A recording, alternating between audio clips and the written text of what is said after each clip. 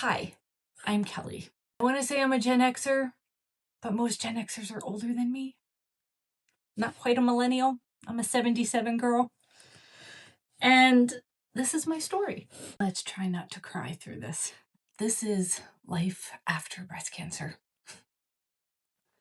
This is life after breast cancer. Yeah. I was 45. Do the math.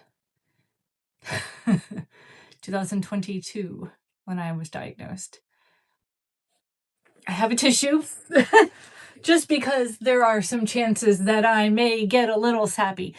This is me watching back my cancer healing video journal that I created, knowing that I would want to share with other women, other people, families.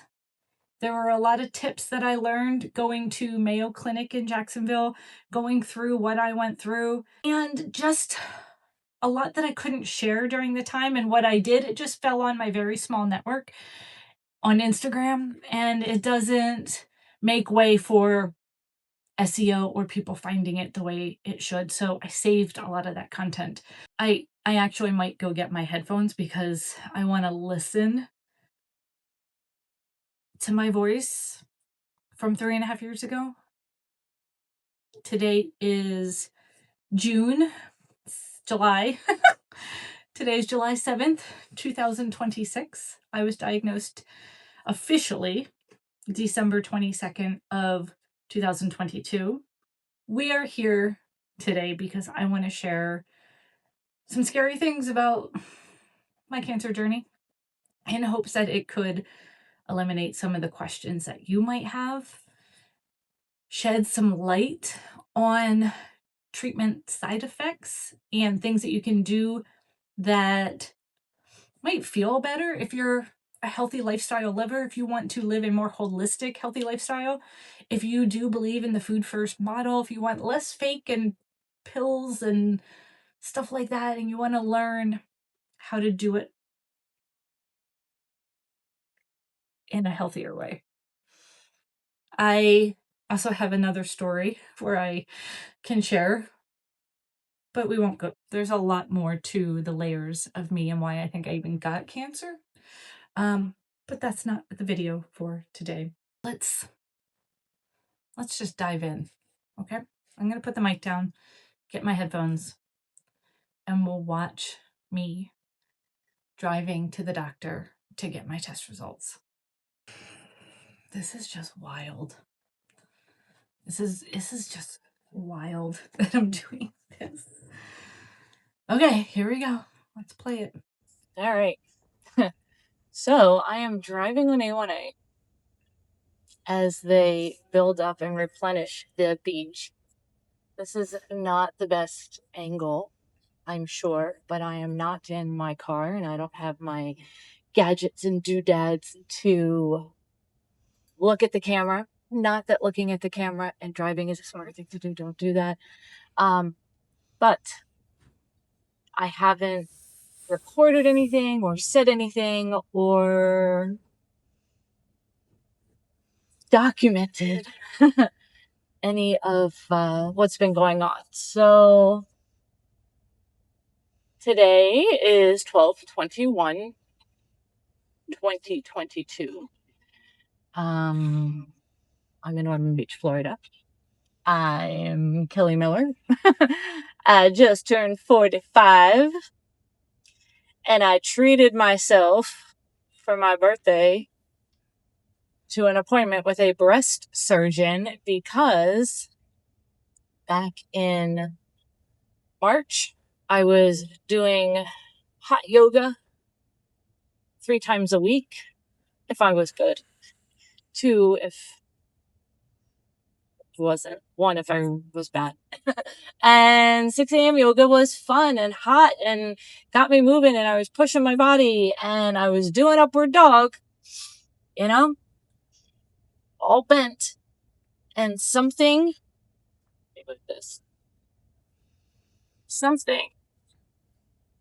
right here pulled, pinched, and it knocked the air out of me. I didn't know if it was I lost my breath. It was my lung. Just kind of regrouped. Maybe did a little child's pose and got through class. Don't think I did Friday morning class. This was a Thursday class. And then I trying to look at the time to see what time it is if I'm going to be late for the appointment. So the next night was Friday night. Ian and I were on the couch watching some Ryan Reynolds time traveler movie. And just, doing what I do sometimes. I don't know. I was a late bloomer. So I guess I've always just felt myself up a lot. It was there's definitely a multi-time a day check-in. Like, how are things going, girls?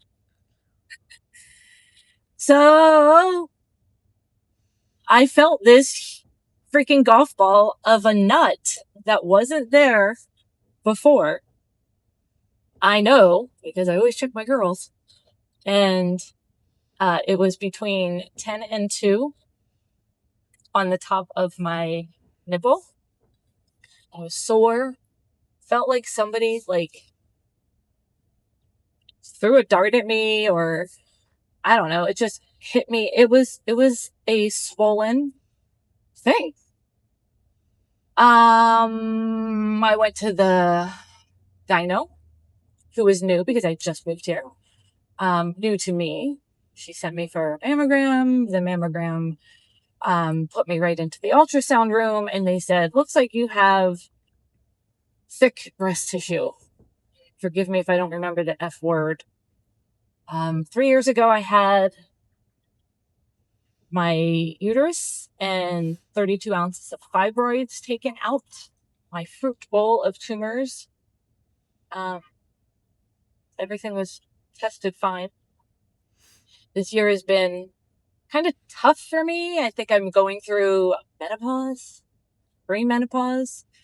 The hysterectomy did not remove my girl parts to give me girl humans. Oh, maybe not. Maybe turn me into a non-human. Girl hormones, I still was supposed to be getting my estrogen. I don't know my cycle. So, figuring out menopause signs has been kind of a little bit ghostly. But at yoga, I was at a women's circle, and we were talking about, me just wanting to pack up life and run away and needing to nap. Just having some odd little issues here and there. I think that guy had no legs. He was on a motorcycle.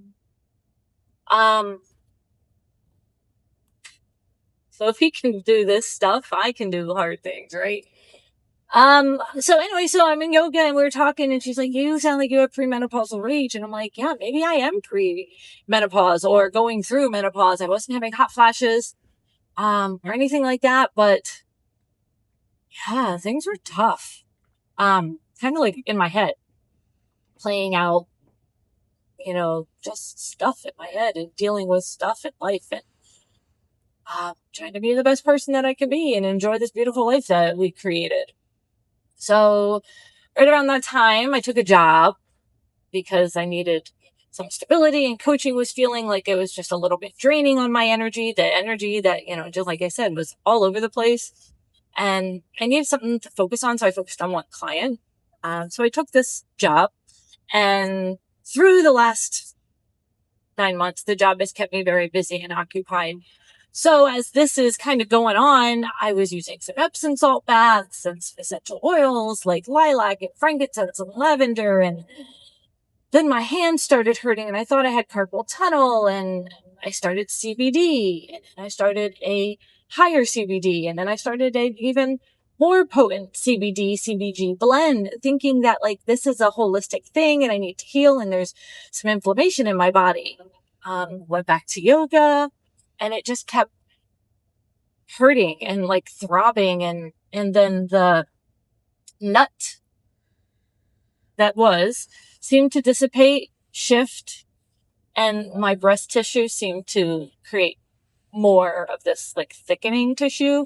It just felt heavier. It felt like I was wearing a thin sock with a very heavy like boulder. So I've been sleeping more on my back and not on my side because it would pull and it would hurt.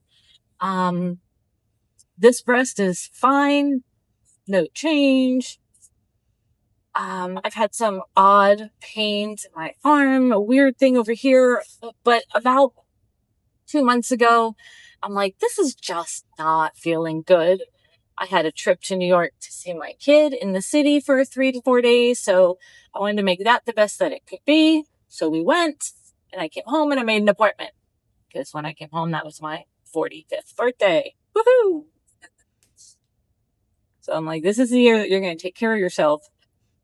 I'm not married. Therefore, I don't have a group plan or my husband's plan. Healthcare down here in Florida is a little interesting, and I didn't meet the program last year, or I did it wrong to get insurance credits. So I think because of my premenopausal rage and just all this like take care of yourself, independent, like just rage that I had this year, kind of. I mean, I wasn't a bad person, but you know what I mean? Just like this inner dialogue in my head saying, you got this. I took a high deductible insurance plan. So I kind of was like, well, it's October. It's November. Like, do I push this off till January when I choose a better plan? What do I do? And then it just got to a point that I was so irritated. I'm like, I need answers. I'll pay out of pocket. Got this job. Might as well spend some of the money. What's debt anyway? Who needs savings accounts? And, so I went, I paid cash, and the doctor, he was just like, oh, we need to catch up and we need to rush this. We need to move fast because you've put this off too long. And he was nice and he was quirky, but I don't know if he really, my guy, I don't think he really heard me. However, his job is to believe, guilty till proven innocent. His job is to do diligence and worst case scenario. So he's like, let's go, chop, figure this out. And his staff was amazing. His staff rallied.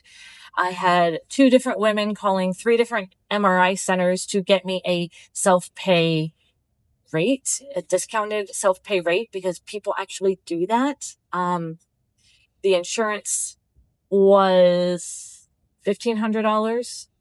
Had I gone through insurance, that's what I would have had to pay. Part of my big deductible, I had an $8,000 deductible. I still technically have it for a few more days. And then Mr. Truck needs to turn. Stella wine? Oh, never had it. So, here I am with these women. The woman sitting in front of me just had a double mastectomy and reconstructive surgery because she found a very small piece of cancer, and they're just like, yeah, that's probably what's going to happen. And I was like, wait. What? Doing some research, what's going on with me, could be 3 things. It could be anesthesis, like when you're breastfeeding and something gets clot in your milk duct and things are extremely sore. So while I was waiting for my surgeon appointment, I called my gyno again and said, hey, you really weren't pushing me one way or the other, but you did mention that if I wanted antibiotics, you would write me a script to see if that would clear it up. I'm researching anesthesis. That usually helps. Hook me up. There was a shortage of antibiotics in my town. I had to go 2 towns over, wait 4 or 5 days till someone finally found some. But they found me some, and I was on it for 5 or 6 days before my doctor's appointment. And he was like, that's not going to help you. You can stop that. As a holistic health coach and as someone who does not want anything in my body that doesn't need to be in my body, and gut health is really, really, really important. I didn't take them lightly. So At first, I wasn't confident in what he said, so I didn't I didn't believe him, so I took him for another 2 days, and then I'm like, yeah, I don't think anything's changing. Because not only do I have this tissue, but I also have an enlarged lymph node.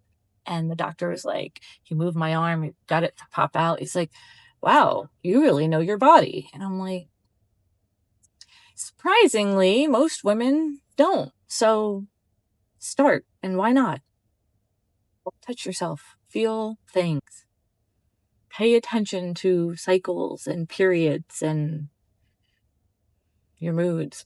I know it's not always easy to put yourself first, but that is what I've been talking about for a while, especially this year. Put health first. So I'm being forced to practice what I preach.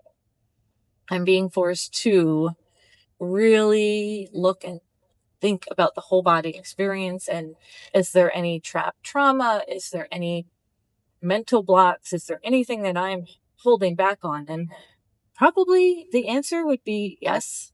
I think we all do that to some extent. And even though I tell 80%, maybe 90% of stuff, there's still 10% that doesn't need to be public or part of my platform. I believe that's true with everybody. We do not need to be 100% transparent. That's a little ridiculous. However, sometimes authenticity to the whole story needs to be told.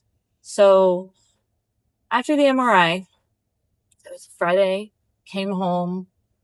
I barely was home a half an hour, and I was doing stuff, and I didn't hear my phone ring. By the time I got to it, I had missed the call, and I saw it was a local Florida number, and I'm like, always spam. So I quick checked the voicemail, and it transcribed it, and it was like, hey, it's Dr. Blah Blah. Okay, doctor, why are you calling me at 5:30 on a Friday night? So he's like, oh my goodness, MRI lit up, and we need to run more tests. So talk to my office manager on Monday. She will get you an appointment. Please get this biopsied. No description of the program. And I'm like, so I have Ian in the background saying, like, writing me sticky notes. And I'm like, just talk. I have the doctor on speaker. Like, let's just have this conversation here, doc. What could this be? He's like, well, if it looks like a duck and acts like a duck, it's probably a duck. He's like, I think this is cancer, and I think that you're pretty level-headed and well-versed, and you've probably done some research that you know it too. Okay. So he just dropped that there. Not that it's never, like, out of your mind. Like, you are thinking about this stuff when it's going on. And when I've had my uterus out, and all those fibroids, yeah, they were tested. Of course. So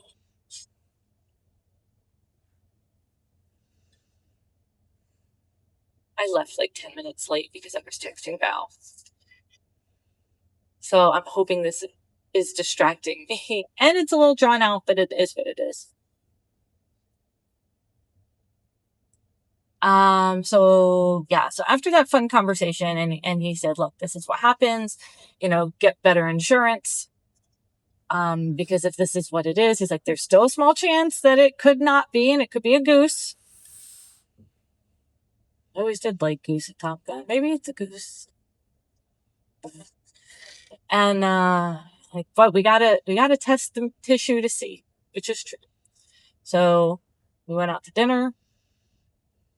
After being on 100% four nose diet, Kelly's four nose diet, being super clean, Ian and I split a bottle of wine. And we just chatted about it all. I, to this day, like, not that I'm proud of it, but I haven't gotten emotional. I haven't cried. I almost did this morning just because I'm just so sick of the process. And today's a very big day. So there's like 3 different things happening today, all on one day. And it's just like, and right before Christmas, it's just a little bit of a lot. A little bit of a lot. It's kind of a freaking lot. So, yeah. So Monday morning, 9:10, office manager calls me. Please go to this appointment. Here's how much it's going to cost. And, we went 2 days later and got it done. It was way more evasive than I thought it would be. Um, Part of this rant and what I'm going to turn this story into at some point is learn what questions to ask. Pause. At least hear somebody else's story. So you're like, wait a minute, why didn't you ask this? It's hard to even envision the questions that you want to ask when you don't have this knowledge. You don't know. I didn't know what happens. And it's not something I really want to call up on my friend to be like, hey, who's had a breast biopsy? How does it work? What happens? The way I believe things is the more you talk about the negative, the more it festers. It's like the more you stir the pot, the more it stinks. I love that saying. Okay, I want to pause a sec. This is me recounting the week prior. So the buildup, the biopsy, all these things have already happened. Okay, let me get back to it. Because it is so true. Not that it's going to get better. Well, maybe, I don't know, some things don't need to be talked about constantly. So I didn't tell everyone. I told a few people, and I will tell you that I regret even telling them, because in showing their support, they're like, what time are you going? I need to know. I'm worried about you. I'm praying for you. And I'm like, shut the up. Like, that's not helping me. And I told you I don't want that. And I told you I don't live this way. I don't live in that fear. The biopsy. So another long I'm almost to the doctors and I gotta hustle in there. So I better round this up. I've been a student of manifesting this year and learning what I can manifest. Have big goals and big dreams. I feel really good. I'm really healthy. But I have a breast that looks like it's got a big old implant in it. It's soul. But other than that, I feel freaking good. Today I lost my appetite because of all this. But I've been treating myself good and I feel good. I've been sleeping good except for last night because I just couldn't get out of my head. But as a student of manifesting, I have believed that everything happens for a reason. And if you don't see it at this point, you will. And I also believe in, not just positive thinking, but showing up and being of service. And I'm trying to lean more into that. Also trying to lean more into more than just being grateful, waking up and loving life, waking up and saying, thank you for this life. I'm happy for kitty cuddles and coffee. And here's my 90 days goal. And here's my action steps. And, that's fine and good. But I read a statement that said, when you wake up in the morning, what if you started your day asking, what can I do to be of service that I can easily use my gifts for? How can I show up in the world to be of service in a way that I'm ready and that's easy for me to do? So in a few minutes, I will meet with Dr. Blah Blah, and he will tell me if it's a goose or if it's a duck. And my journey is to figure out how to be of service with that information. Student. I can say the first night he told me about this, I did sleep.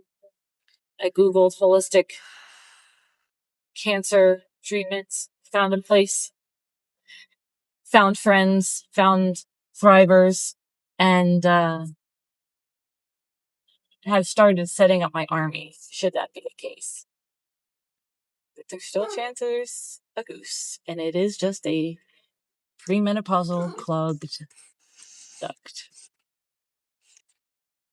So we're saying there's still a chance. Ian thought I was losing it this morning because I was just like, everything's coming at this moment. Like, why can't I know earlier? Like, this is a big, heavy day. And then, just because it's a day of I get to find out more about my job, my health, my daughter is flying in early. So I get to shift my entire schedule and go pick her up from the airport and process whatever information I'm about to get as I'm driving across Central Florida and getting. So at that point, do I be mom and regulate my emotions a little bit, process before I share, or do I be young Kelly who vents and shares and puts it on her daughter?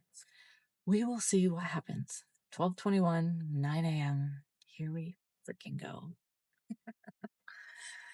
If you can't laugh at this shit, I'm sorry. If you can't laugh at it, like, why? Not like there's no point in sitting here crying about it. I don't know. That's my story, and I'm sticking to it.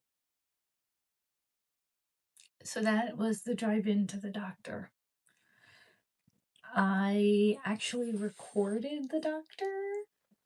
I don't think it's on my phone anymore because I wanted Ian to hear what the doctor said. It wasn't a pleasant conversation, and I did it illegally, so I deleted it. There's also this elevator ride. Am I stupid for not being scared about this?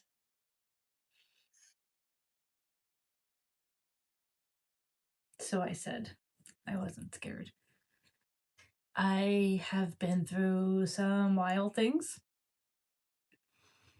so I wasn't scared. I felt that I had a toolbox prepared, and what you don't know, you don't know. I did know. I did have someone live with us. It was my stepmother's mother when I was a preteen, young woman, young child. And she did go through breast cancer, and then it went to lung cancer and brain cancer, and she passed away in our home. I wasn't there that evening. I was 2 houses down, but I've seen what cancer can do. And for some reason, I still didn't feel scared at this moment. I have another video to play for you to wrap up this episode so that we can have a little bit of a resolve. I haven't watched these in a very long time, in 3 years.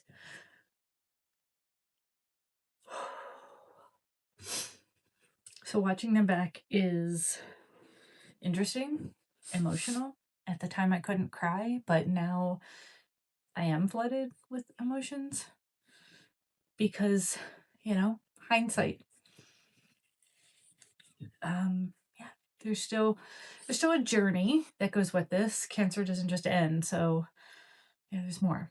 Okay, here we go. Click.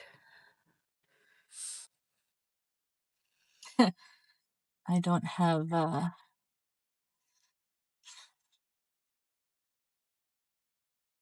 don't really know. I'm just gonna probably overdose on CBD today.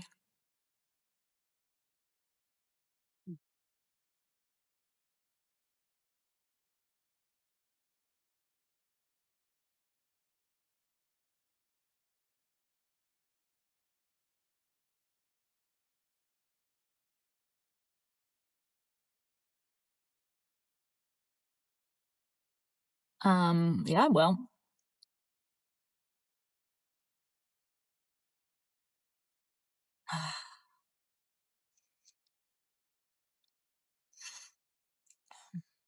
Hmm.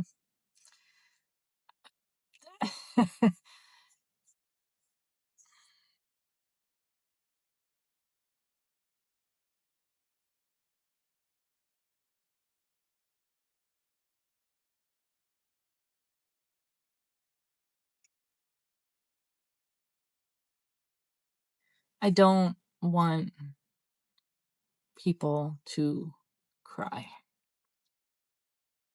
and pity and feel bad for me.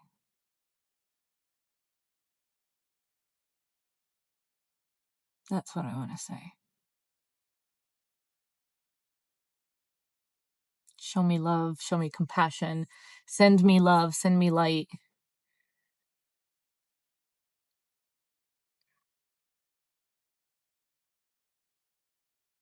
Don't send me pity. Do not share pity, share love. Live your best life. I'm not scared. Does that make sense? Is that even possible? Makes sense. He said that it's very rare for someone under 50 to get breast cancer. I watched Sadie. Not that we're genetically connected, but it was still something I watched as a kid. And I don't know, just maybe because I'm so detached from my biological family outside of dad and cousins, brother, uncle.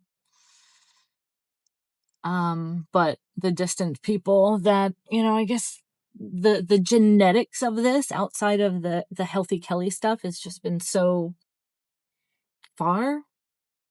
I guess when your mother gets murdered when you're a toddler, not even, I was a baby, I was 10 months old, not even a year old. I don't even know if I was walking. It's a good question.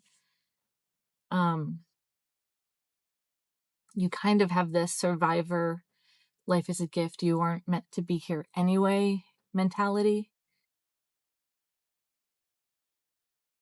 There's such a hole in my life because I don't have a mother and I don't have that bond that, I created that with Reagan. Oh, someone's coming in the car next to me.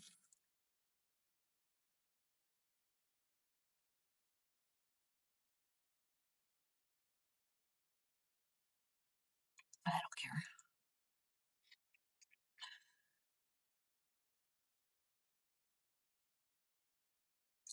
They're like, what is she doing? All right. So I have my peanut and date bar.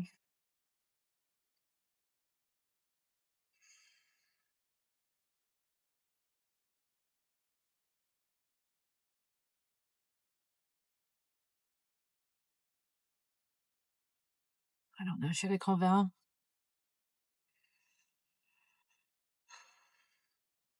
Megan's flying. It's not a conversation for the phone anyway for her. Val can't be here. I'm not gonna go tell Shelly.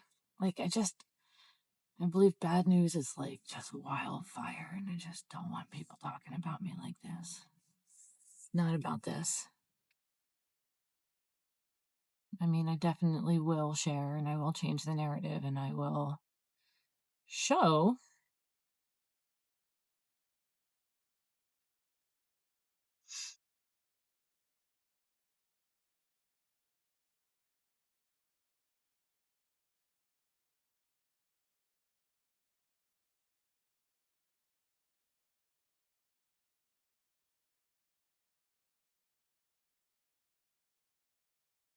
I don't want to hear my friends' voices. I know I'm gonna go through this, but I can handle shit. I don't know if my friends can. I don't want to hear. I don't want to hear the pity. I don't want to hear the sadness. I've been fighting their fucking negative talks and thoughts and telling them that the negativity will fester and hurt you. I'm the positive friend. and this is what I get to deal with. This is the opportunity of the way that I guess I get to serve.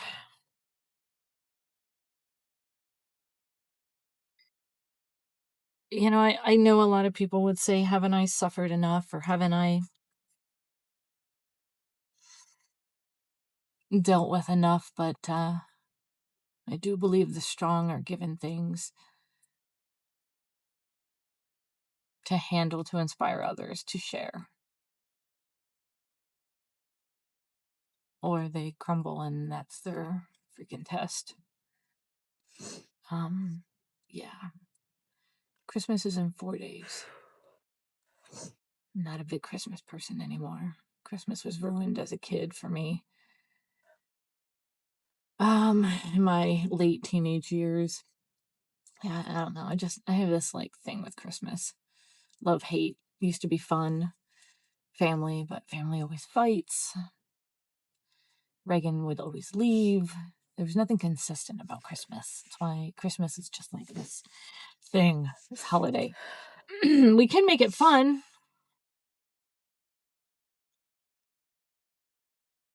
He says, "You look like you need a hug." And then he grabbed my hands.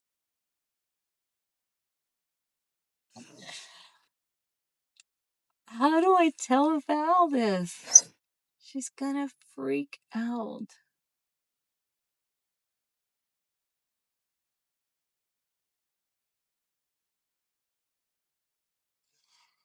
Charlotte? She's the only one that won't pity me. True. And she's got the hands of the insurance. I think I'm gonna call Shirley real quick.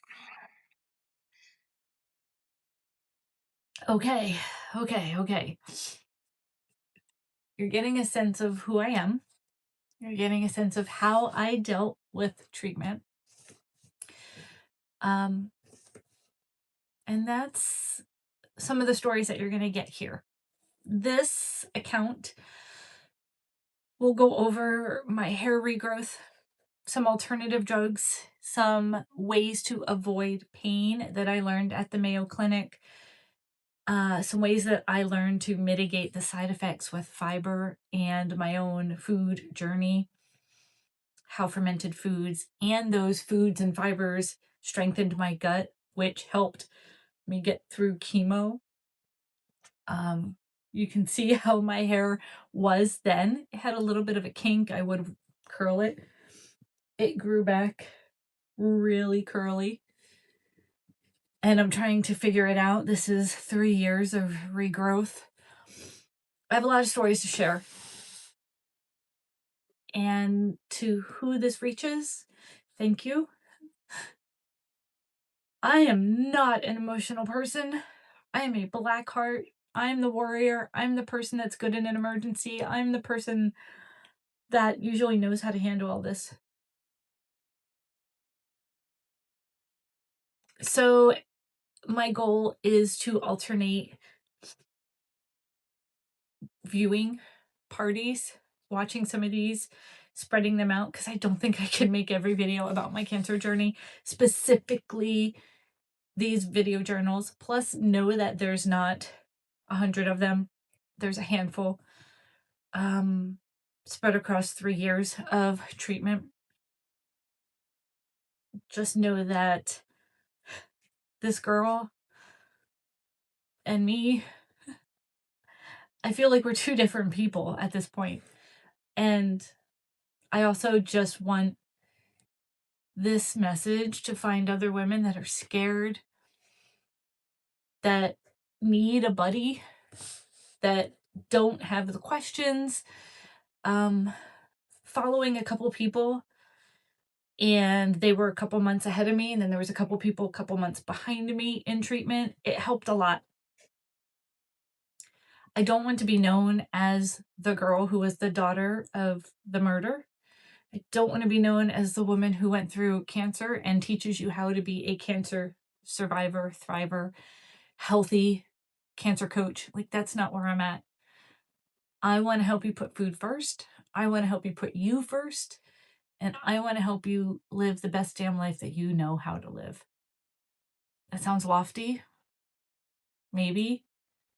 But whatever that life is, whatever situation you're in, How can you make the best of it? How can you make it a little bit better tomorrow? How can you go to bed thanking your body for what it's done for you? Thanking the universe and God and yourself for what you've experienced, and waking up loving life and getting to do something that you really want to do. Kelly cooks and grows things. I am happy you're here, and I'll be back to share more soon. Thanks.